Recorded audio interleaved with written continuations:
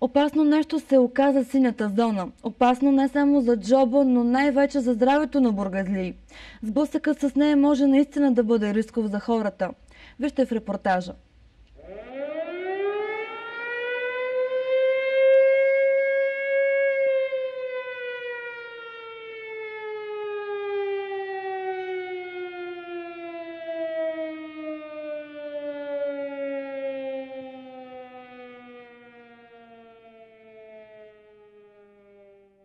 С каски трябва да се движим вече по бургаските улици, защото досега със синята зона може да бъде и много болезнен.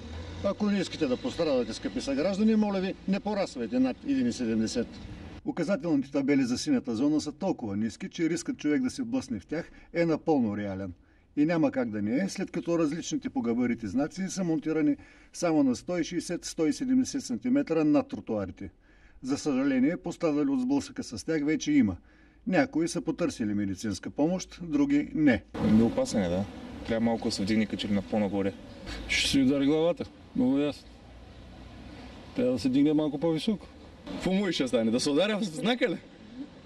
Ими, така е сложен. Какво да направим? Моля.